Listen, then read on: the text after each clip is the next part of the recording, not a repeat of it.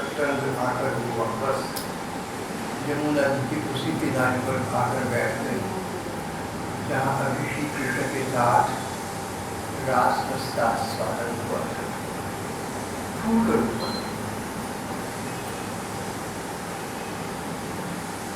श्याम सुंदर श्री कृष्ण प्राणनाथ, हमारा जीवन तुम्हारे लिए है, हम तुम्हारे जीवन में तुम्हारी है। सुस्वरम प्राणम कृष्ण दर्शन गोप्य प्रगायत्य भगवान की प्यारी गोपिकाएं विनय के आगे में इस प्रकार भांति भांति गाने रोने लगे। श्री कृष्ण प्यारी के दर्शन की लालसा से भी अपने को रोक न सकी। भूकरूपण उसी समय उनके सामने श्री कृष्ण उनके सामने श्री कृष्ण प्रकट हुए।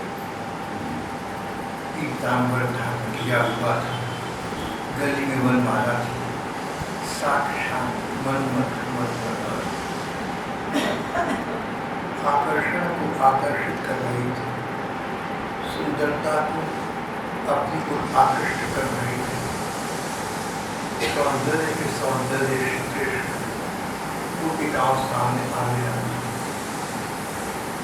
श्री कृष्ण को आया देख गोपिकाएं तपता का विनय व्यथा का कष्ट भूलकर एक साथ ऐसे उठ खड़ी हुई मानो निर्जीव शरीर में प्राणों का संचार हो गया। किसी ने उनके हाथ को अपने हाथ में ले लिया, किसी ने उनकी बाँह को अपने कंधे पर रख दिया, किसी ने उनके चरणों को अपनी गोद पर रख दिया। कोई कुछ न बोली, शांत भाव से उनके सामने बैठकर उनका मुखड़ा देहाती रही। कुछ कहने को ना था, कुछ सुनने को ना था, अवलोकन करती रही, मुखड़ा देहाती रही। और एक गोपी तो मानो क्रोध न हो, एक गोपी तो रूठी हुई थी। तुम पता चले क्यों गए थे, इतना क्यों बुलाया तुमने हमें? रूठी गोपी नयन और प्रेम को भरकर लगातार श्री भगवान को देखी जा रही। एक अन्य गोपी श्री कृष्ण को उसने ध्यान से अवलोका, नयन निमीलित किए और अपने हृदय में साक्षात भगवान का संदर्शन प्राप्त करके उसी में डूब गई, उसी में डूब गई।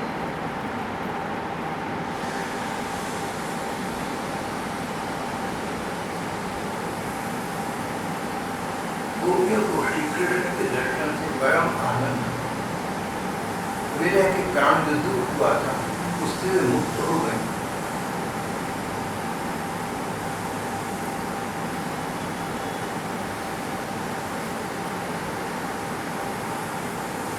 गोपियों ने देखा यमुना का तट है, रेतीला है सारा स्थान।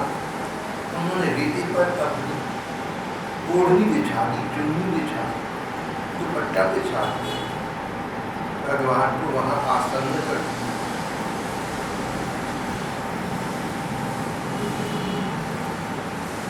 फिर कुछ देर के बाद गोपिकाएं स्वस्थ उन्होंने सामान्य स्थिति आने पर, अब जब उनका मन नॉर्मल हो गया, सामान्य स्तर पर आ गया, संज्ञा को प्राप्त हो गई, स्थिर बुद्धि, अब उन्होंने श्री कृष्ण से स्वतंत्र वार्ता आरंभ कर दी। गोपिकाओं ने कहा, कृष्ण हम एक बात जानना चाहते हैं। कुछ लोग ऐसे होते हैं जो प्रेम करने वालों से प्रेम करते हैं, कुछ लोग प्रेम न करने वालों से प्रेम करते हैं, और कोई तो दोनों से नहीं करते। तुम्हें कौन सा ठीक लगता है? कई लोग तो ऐसे हैं जो प्रेम करो तो वो भी प्रेम करें, दूसरे लोग हैं करो न करो बिना प्रेम वो फिर भी प्रेम करें, और तीसरे हैं उनको प्रेम पर प्रेम करे जाओ, उन पर कोई प्रभाव नहीं, करो न करो उनके लिए बराबर है। कदाचित गोपिकाओं की मानसिकता ये थी कि तुम तीसरे वर्ग में, तुम्हें करो न करो तुम्हें कुछ नहीं। भगवान को वक्ताओं में श्रेष्ठ कहा है, चतुर्शिरोमणि भगवान।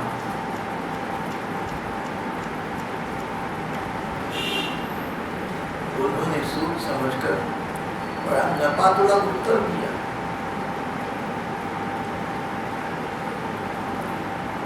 उत्तर दो प्रकार के,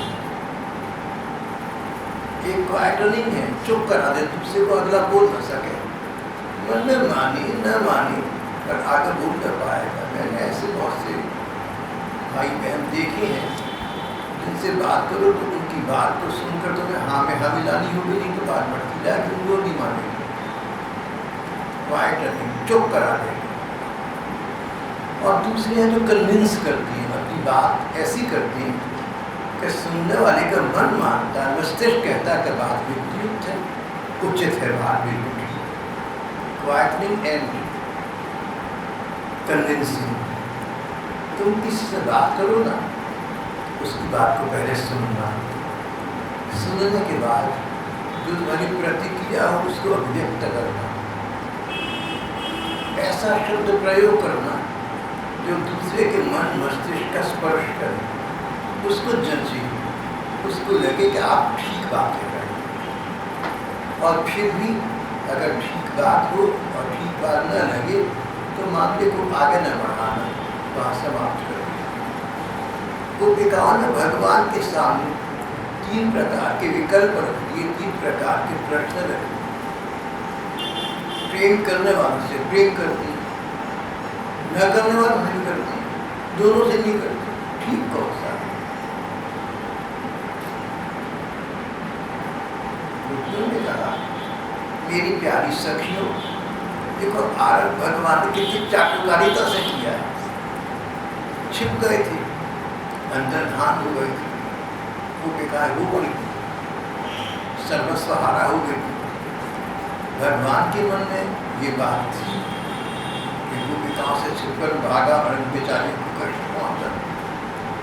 अब मलम पट्टी करने का काम, ऐसी बात कहो गोपिकाओं को अब चैन मिल जाए और मेरे से और अधिक वकालत न करें और अधिक प्रश्नोत्तरी न करें। बोली मेरी प्यारी गोपियों, मेरी प्यारी सखियों, बात सुनो, जो लोग प्यार के बदले में क्या प्यार करते हैं वो प्यार नहीं करते। सच कहूँ तो सच प्यार कहते हैं, जो बदले में प्यार होता है वो प्यार नहीं होता। ये तो व्यापार हुआ, तुमने प्यार करा, दूसरे ने करा, तुमने उसका हित संवर्धन करा, उसका भला कर, तुम्हारा करा, तुम भला न करके बुरा करो, बुरा करे, इसे प्यार नहीं कहती, तो व्यापार हो गया, इसे कॉन्ट्रैक्ट हो गया, जैसे को जैसा हो गया। प्रेम साम्राज्य में इस प्रकार के रवैये का कोई अर्थ नहीं है, इसकी कोई सार्थकता नहीं। दूसरे लोग हैं प्रेम न करने वाला से भी प्रेम करते हैं।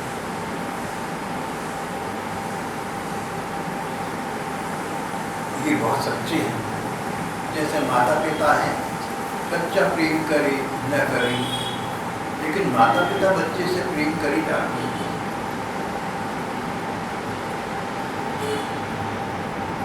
और तीसरे लोग करो प्रेम या न करो प्रेम, इनको कुछ लेना देना नहीं। ये बड़ा टिकलिश प्रश्न, बड़ा जटिल प्रश्न हो गया, पर भगवान ने बड़ा स्पष्ट उत्तर दिया। उन्होंने कहा जो लोग प्रेम करो न करो उन्हें कुछ लेना देना नहीं, वो तुमसे न प्रेम करते हैं न प्रेम नहीं करते, कुछ भी नहीं है उनकी तरफ से। इस प्रकार के लोग अनेक प्रकार हो सकते हैं, अच्छे भी हो सकते हैं, बुरे भी हो सकते हैं। ऐसे भी जो बहुत नीची दृष्टि के नीच स्वभाव के हैं, और ऐसे भी जो बहुत ऊंचे स्वभाव के। ये स्थिति जिस व्यक्ति की है, या तो बहुत ही गया बीता है, जो स्वार्थ नीच और कृतज्ञ, और या ऊंचा उठा हुआ, संसार से ऊंचा हो गया, शरीर से ऊंचा हो गया, उसके दृष्टि में द्वैत भासता ही नहीं। ये बात कि तू अलग मैं अलग, हम आमने सामने नहीं, एक ब्रह्म की सत्ता ही सारी में विराज रही है। मैं भी भगवान का अंश, तू भी भगवान का अंश, हम एक है। जैसे सागर की लहरें, जिस व्यक्ति का द्वैत भाव है, दोबारा कहूँगा, जिसका द्वैत भाव नहीं है, वो व्यक्ति भी ऐसा होगा जिसको करने वाला न करने वाला सब बराबर लगते हैं। तो खेल है, ये तो नाटक है, इसमें प्रेम करना क्या और प्रेम न करना क्या। जैसे नाटक में आपको एक भूमिका दी थी, आप एक अभिनय दे दिया गया और एक दूसरे को दिया, चाहे तो आप दो जनों को अभिनय में, खेल में, नाटक में दोनों मित्र बने, चाहे एक शत्रु और दूसरा उसका शत्रु बने, दोनों मित्र बने या दोनों शत्रु बने, मंच छोड़ने के बाद दोनों हंस पड़ेंगे। उनके मन में तो न शत्रु था न मित्र था, तो मंच था। मंच पर शत्रु होना, नाटक में शत्रु होना या मित्र होना, दोनों जानते हैं कि तो नाटक है, तो अभिनय है, तमाशा है, लोगों को दिखाने के लिए। मन में तो कुछ भी नहीं है, मन में न मित्र था न शत्रु था, द्वैत निवास था। इस प्रकार के ज्ञानवान व्यक्ति भी ऐसे हो सकते हैं जिनको तुम्हारा प्रेम हो या तुम्हारा प्रेम न हो, उनकी ओर से कुछ नहीं है। द्वैत नहीं भासता। दूसरे लोग हैं जो द्वैत तो भासता है, दो तो पता लगता है, दो जनी है, अद्वैत तो नहीं हुआ, लेकिन कृतकृत्य हो चुके, संसार के अनुभव को प्राप्त करके, जीवन के अनुभव को प्राप्त करके, और उनका मन समझ गया कि संसार में कुछ रखा नहीं है, न अच्छा न बुरा, सब चार दिन की चांदनी है, वैराग्य हो गया, निर्वेद हो गया, तत्व का ज्ञान हो गया। पहले तो द्वैत था, पहले तो था अच्छा बुरा अपना पराया, लेकिन अनुभव से, साधना से, अपने अनुभव से, अपनी साधना से, अपनी विवेक बुद्धि से, शास्त्र ज्ञान से या सत्संग से किसी प्रकार समझ आ गया कि संसार तो नाम ही इसका है, अच्छा बुरा मित्र शत्रु, ये वास्तविकता नहीं है। एक दिन ही संसार भी न रहेगा और उससे पहले एक दिन हम न रहेंगे। अगर हम न रहे तो कुछ भी नहीं होगा, अच्छा बुरा। हम न रहे तो कदाचित निर्जीव शरीर को उठाकर ले जाने वाले वो लोग होंगे जिनको अब तक हमने शत्रु या विरोधी माना। क्या पता क्या हो, अनुभव से हो, अपने आप को साधारण सांसारिकता से ऊंचा उठा सके।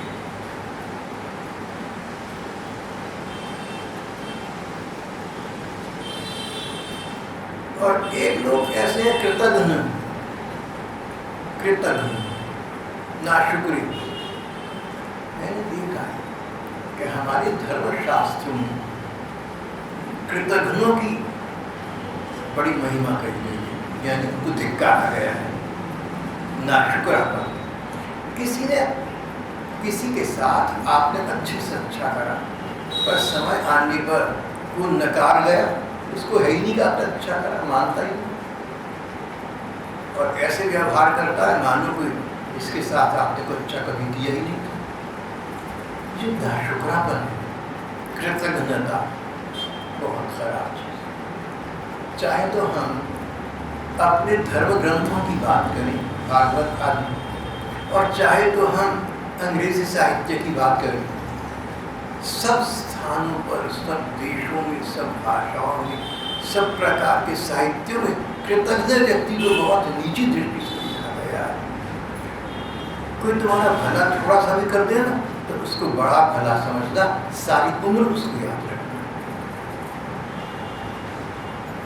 एक थे, छोटे थे, साधना घर के थे, एक छाया रखी हुई थी घर में, वो उनका थोड़ा सा पालन पोषण करती थी। बात समाप्त हो गई, समय बदल गया, पुष्ट बदल गए। सज्जन लोग 50-55 वर्ष की थी, तो वो महिला तो उनसे बड़ी जरूर रही, 70-80 की हो गई। वो सज्जन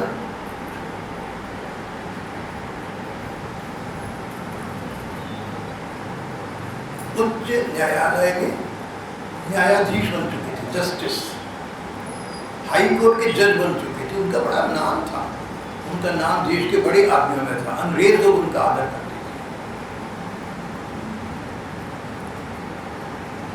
इसको पता लगा कि जिस लड़की को मैं पाला पोसा कर मुझे बड़ा आदमी बन गया, लाओ मिलिया उसके शहर में आई, बोली भाभी अनजान साधारण औरत, चलो मिलिया। कचहरी में घुसी चली गई, जहाँ जज साहब बैठी थी। बड़ा प्रोटोकॉल था, बड़ा शिष्टाचार था। शिष्टाचार धर्म करोगे तो दंड मिलेगा। जज साहब ने देखा था, अरे ये तो वो औरत नजर आती जिसने मुझे पाला पोसा था जिंदगी के दिनों में।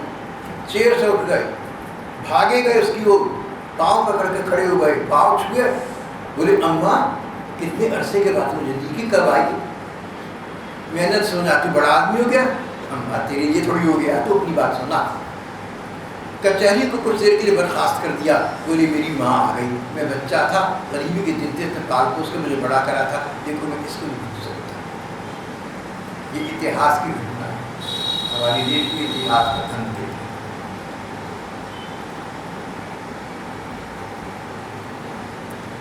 जो महिला थी, किसी समय थी, तो उसको घर से वेतन मिलता होगा, तनख्वाह मिलती है, नौकरी थी, पैसे लिए काम करती है।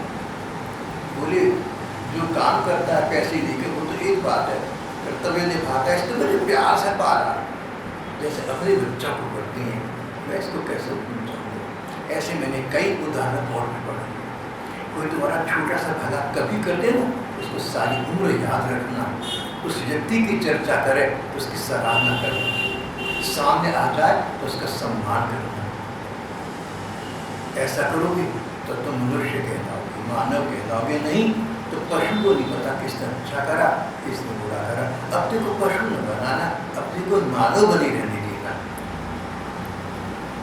मैंने तो ये भी सुना है कहीं कहीं के कई पशुओं को पता चल जाता है कि आपने उनको प्यार किया, ऐसा सुना है मैं, देखा है। अच्छा, तो कम से कम हम पशुओं से कीर्तन आना चाहें। किसी ने तुम्हारे साथ एक बार भी अच्छा किया हो तो न केवल मन में उसको महसूस करना ये काफ़ी नहीं है, उसको मुंह से कहना। तुम्हारा व्यवहार बताए, लोगों को दिखे कि तुम्हारे मन में उसके प्रति कीर्तन कहता है। मतलब देखो संसार में एक बात है, कड़वा सच ये है कि संसार में कृतज्ञता बहुत कम है। आप लोगों ने हो सकता है कईयों के साथ बहुत कुछ भला किसी समय किया हो। चाहत तो मेरी ये है कि अगर आपने कभी किसी के बुरे समय में किसी का भला किया था तो वो भी आपके साथ भला रहा हो, ऐसी मेरी चाहत है। लेकिन मेरी चाहत से क्या होता है, मैं सोच सकता हूँ कि बहुत से लोग ऐसे रहे होंगे आपके जीवन में, आपने भला किया लेकिन उनको याद नहीं रहा, समय आने पर। अगर ऐसे लोग आपके जीवन में आए हों, उनको कृतज्ञ कहते हैं, नाशुक्र कहते हैं। अपने मन को तसल्ली दे देना दो बातें सोचकर, एक तो ये कि संसार में कृतज्ञता से भरा पड़ा है, कौन सा कोई आपके साथ विशेष पाप हो गए। दूसरा ये, भगवान की दृष्टि में तो आपने अच्छा किया था, उनको तो याद रहेगा, भगवान से तो आपको पारितोषिक मिलेगा, फिर संसार की क्या।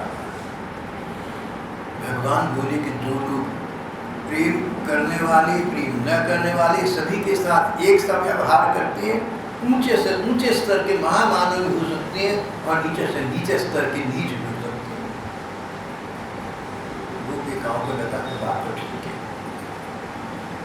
शायद किसी ने सोचा हो कि भगवान का भाव ये है कि वो ऊंचे से ऊंचे हैं, उनको द्वैत नहीं भासता, लेकिन भगवान का भाव ये नहीं था। उन्होंने कहा गोपियों, तुमने एक बात पूछी, मैंने तो उसका जवाब दिया। अब अगर तुम इस बात को मेरे पर लागू करके पूछ रही हो तो मेरी बात बिल्कुल अलग है। मैं इन तीनों वर्गों में नहीं आता। अगर तुम पूछो मैंने ऐसा क्यों किया, तुम मुझे प्यार करती हो, मैं जानता हूँ, तुम्हारा हृदय मेरे अनुराग से परिपूर्ण है, इस बात को समझता हूँ। फिर मैंने ऐसा भला तुम्हें दुख क्यों दिया, क्यों दूर हुआ तुमसे? इसलिए कि जब जिस व्यक्ति को हम प्यार करते वो पास नहीं होता, दूर होता, तब उसकी याद याद रहती है, उसका स्मरण अधिक करते हैं, उसका चिंतन अधिक करते हैं।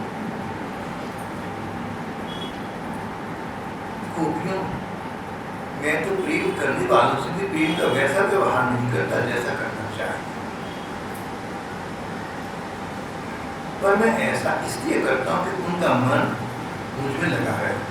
जैसे निर्धन पुरुष को कभी बहुत सा धन मिल जाए और फिर खो जाए तो उसका हृदय खोए हुए धन की चिंता से भर जाता है, वैसे ही मैं भी मिल मिलकर छिप छिप जाता हूँ। यथा धनु लब्ध धने विनष्टि, यथा धनु लब्ध धने विनष्टि, जैसे मिला हुआ धन खो जाए तो व्याकुल हो जाता है उसके पीछे में। इस प्रकार जिसको मेरा प्रेम प्राप्त हो गया, प्रेम धन प्राप्त हो गया, प्राप्त होने पर खो गया, उसको मेरे प्रेम धन के अतिरिक्त, मेरे स्मरण के अतिरिक्त कुछ सोचता नहीं।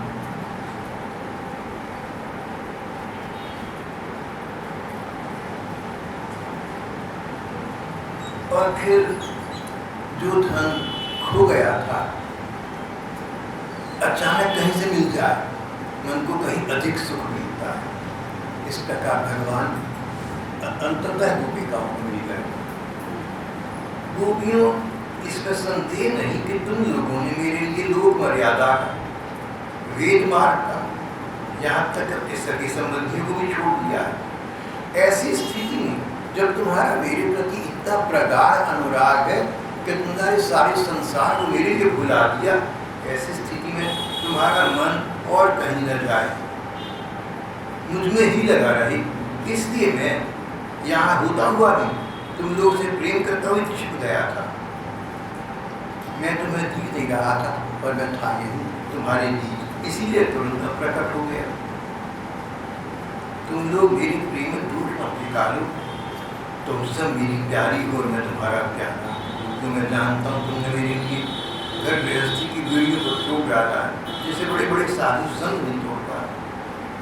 और तुम्हारा मेरे साथ ये मिलन सर्वथा निर्मल और सर्वथा निर्भूल है, मैं ये भी जानता हूँ। पहले भगवान ने कहा था पतिव्रता वो है जो पति को कभी ना छोड़े।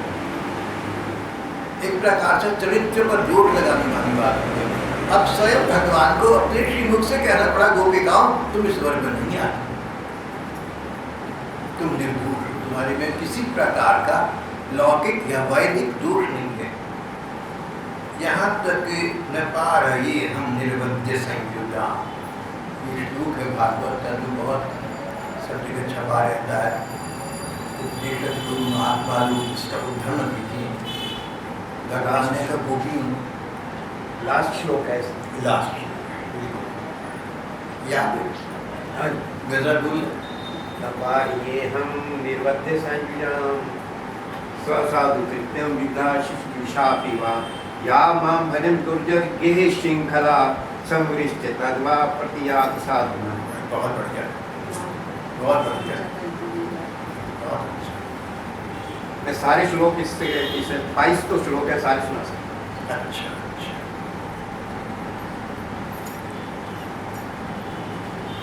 भगवान ने अंत में कहा कि गोपियों स्पष्ट बात ये है, मैं तो तुम्हारा ऋणी हूँ, मैं तो तुम्हारा कर्जदार हूँ, और इतना ऋणी हूँ कि अगर तुम अपने स्वभाव से, तुम्हारा स्वभाव है तुम किसी का दोष नहीं देखते, अगर अपने स्वभाव से तुम मुझे क्षमा कर दो तो मैं ये कहता हूँ फिर भी मैं तो तुम्हारा ऋणी रहूँगा ही, चाहे मुझे कितने भी अवतार लेने पड़ जाए, तुम्हारे इस प्यार को, तुम्हारे इस निष्ठल प्रेम को मैं नहीं भूल पाऊंगा। तुम अपने सौम्य स्वभाव से देवताओं की आयु पाकर, देवताओं की आयु पाकर बड़ी लंबी मुझे पुण्य कर सकती हो, परंतु मैं तो तुम्हारा ऋणी हूँ ही। तुम चाहे ऋण मुक्त कर दो, चाहे तुम कह दो कि नहीं नहीं कोई ऋण नहीं है, तुम न मानो, लेकिन मेरा मन अपने तुम्हारा सदा सदा ऋणी मानता रहेगा। तो बात ऐसी करनी चाहिए। भगवान ने तो सच ही कहा है, लेकिन कहीं भी बात हो, कहीं वार्तालाप हो, कहीं वाद विवाद हो, तो ऐसा करना चाहिए कि अंत में वो बात एक हैप्पी नोट पर, प्रसन्न वातावरण में समाप्त होता है। जब दो जने मिलकर वार्तालाप करके बिछड़े तो एक मित्रता के साथ बिछड़े, एक दूसरे का सम्मान सराहना करते हुए। इतनी बात सुनकर गोपिकाएं पहले तो श्री कृष्ण को आया देखकर सब भूल गई थी, अब उनका उत्तर, लेकिन मैं तो तुम्हारे प्रेम के प्यास को बढ़ाने के लिए छिपा था, मैं तुम्हारे प्रेम का स्वयं पिपासा था, इसलिए पिपासु था इसलिए, और तुम्हारे ऋण को मैं कर भूल सकता ही। इतना सुनकर गोपिकाएं अब तक की विरह व्यथा को, योग व्यथा को भूल गई। श्री कृष्ण गोपिकाओं का रास हुआ, नृत्य हुआ, गान हुआ। उस समय सभी देवता अपनी पत्नियों के साथ आकाश में आ गए। जितनी गोपियां उतने कृष्ण, एक एक गोपी एक एक कृष्ण। कृष्ण क्रीडितं वीक्ष्य मुमुखेत्य स्त्रिया कामार्था शंकाचा सगनो विस्मृतो भवति। ये 19वां श्लोक है। 19वां श्लोक, ठीक है। ये लास्ट बिल्कुल कामार्थिता शंकाचा सगनो विस्मृतो भवति।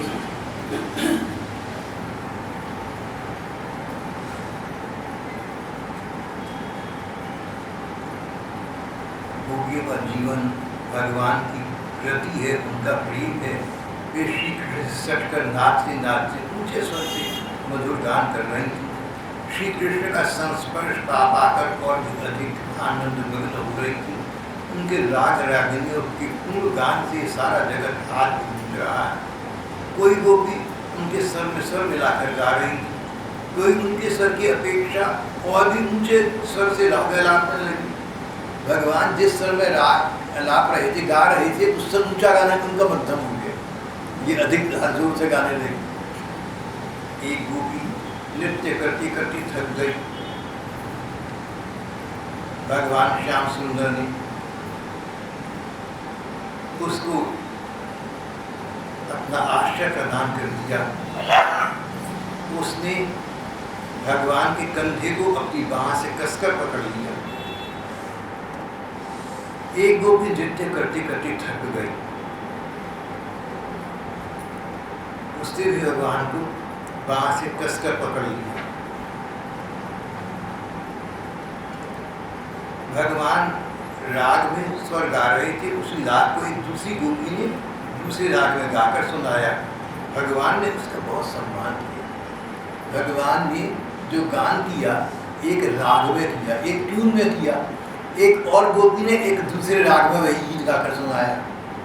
भगवान ने ये नहीं कहा कि नहीं नहीं मेरा राग ठीक था, उल्टा किया, बोले बहुत बढ़िया बहुत बढ़िया, इस गोपी ने मेरे से अच्छा राग चुना है, इसका गान धन्य है, इसने बहुत सुंदर गान किया। कोई व्यक्ति भरे समाज में तुम्हारी बात से बढ़कर कोई बात कह दी, तुम्हें जची या नहीं जची, उस समय उसकी सराहना करके बात को समाप्त करो। अगर वो मित्र है तो बाद में उसको बताओ कि भैया तुमने ये बात करी, मुझे तो नहीं जची देख। और अगर इतर है, मित्र नहीं है, तो बात करना पड़ता। लेकिन भरे समाज में सबका सम्मान करना एक शालीनता शोभा की बात है।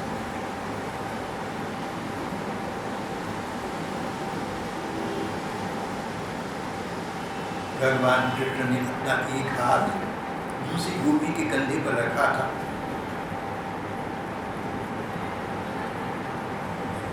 उस पर बड़ा सुगंधित चंदन का लेप था। चंदन की सुगंध से वह गोपी पुलकित हो गई, उसका रोम रोम खिल उठा। एक गोपी नृत्य कर रही थी, उसके कुंडल हिल गए थे। कुंडलों की छटा से उसके कपोल और भी चमक रहे थे। उसने अपने कपोलों को भगवान के कपोल से सटा दिया। कोई गोपी ऊपर और करधनी के घुंघरों को झनकारती नृत्य कर रही थी, गा रही थी। जब वह बहुत थक गई तब उसने अपने पास खड़े श्री कृष्ण के कर कमल को अपनी गोद में रख लिया। इस प्रकार भगवान का अनुभव के काम पर बहुत देर तक रास विलास होता रहा। ऐसी स्थिति बन गई, ऊपर तो आकाश में तो देवता अपने पत्ते के साथ उतरकर भगवान का रास रस का ही आदान प्रदान देख रहे थे। कई गोपिकाओं के, कई देवियों के मन में आया कि हम भी गोपी होती तो हमें भी श्री कृष्ण का ये संस्पर्श प्राप्त हो गया। ब्रह्म संस्पर्श की कामना कईयों के मन में ढाल गई, देखकर हम पर उनका प्रभाव हो जाता है।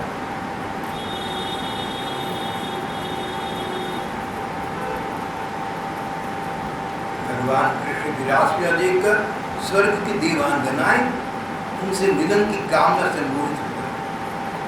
आकाश में चंद्रमा चकित और विस्मित रह गए। भगवान तो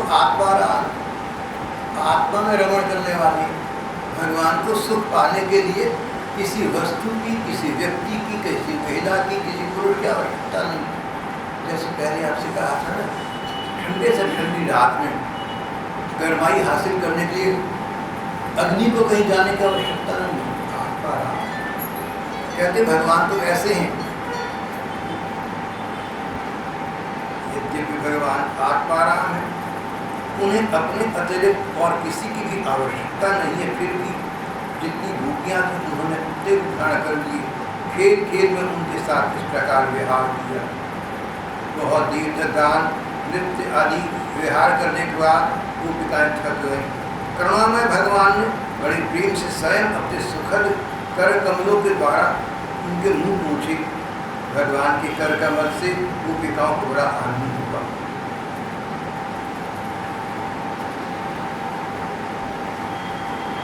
शरद की वह रात्रि, जिसके रूप में अनेक रात्रियां पुनर्जीवित हो गई थी, बहुत सुंदर थी। चारों ओर चंद्रमा की बड़ी सुंदर चांदी छिड़क रही थी। शरद ऋतु की जिन सामग्री भवन मिलता है, उन सभी से वह युक्त थे।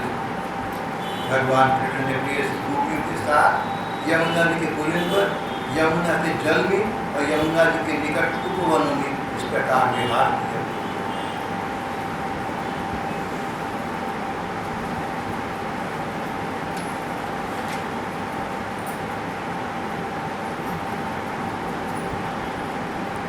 गोपियों के पतियों के और संपूर्ण जीवों के अंतःकरण में भगवान आत्मा रूप से विराजमान है। सबके साक्षी भगवान वही है, ये परम पति है। वही भगवान अपना चिन्मय दिव्य विग्रह प्रकट करके ये लीला कर रहे हैं। भगवान जीवों पर कृपा करने के लिए ऐसे ही अपने को मनुष्य रूप में प्रकट करते हैं और ऐसी लीलाएं करते जिन्हें सुनकर जीव भगवत परायण हो जाए। अनुग्रहाय भूतानां मानुषं देहमानुषा भजते तादृशी पीड़ा या कृत्वा तरह 37वां श्लोक। 37वां।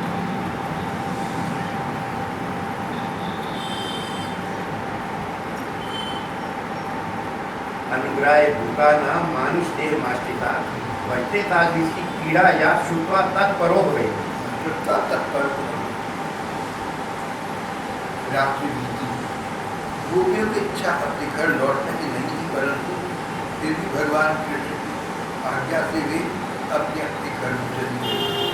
गोपिकाएं प्रत्येक चेष्टा से, प्रत्येक संकल्प से केवल भगवान को ही प्रसन्न करना चाहती थी, इसके अतिरिक्त उनका कोई क्षमतव्य नहीं था। श्री सुखदेव जी कहते हैं, त्रिवेदम ब्रज मधु गिरिदम च विष्णु 40वां। सुनाओ जी। किरीटितं रज्जु इदं च विष्णु नूष्णु यादत वर्णिकेत्या भक्ति प्राम भक्ति प्रतिलभ्य कामं हृदरोग मातुं नो श्रित चिरेन दीना। 40वां श्लोक है। 40वां, ये अंतिम श्लोक है। रास पंचाध्याय का अंतिम श्लोक है। टोटल श्लोक रास पंचाध्याय के 174 है। इसमें से गोपी गीत 19 श्लोक है और प्रणय गीत के 11 श्लोक हैं। 30 श्लोक निकाल दो तो 140 श्लोक है बाकी। भगवान कृष्ण और गोपियों के रास के जो प्रसंग है 5 अध्याय में, पंचाध्याय के, इस पंचाध्याय का अंतिम श्लोक है, जो उन्होंने सुनाया भी है। जो धीर पुरुष गोपियों के साथ भगवान के इस रास विलास का श्रद्धा के साथ श्रवण और मनन करता है, उसे भगवान के चरणों में पराभक्ति की प्राप्ति होती है। बहुत ही शीघ्र अपने हृदय के विकारों से, रोगों से, काम विकार से छुटकारा पा जाता है। उसका स्वार्थ और वास्ता भाव सदा सर्वदा के लिए नष्ट। वैसे बताऊँ, पहले अध्याय में 48 श्लोक है, 48, दूसरे में 45 है, तीसरे में 19 है, चौथे में 22 है, छठे में 40 है। अकेला आके भाई साहब ने डिस्कस करने लगे।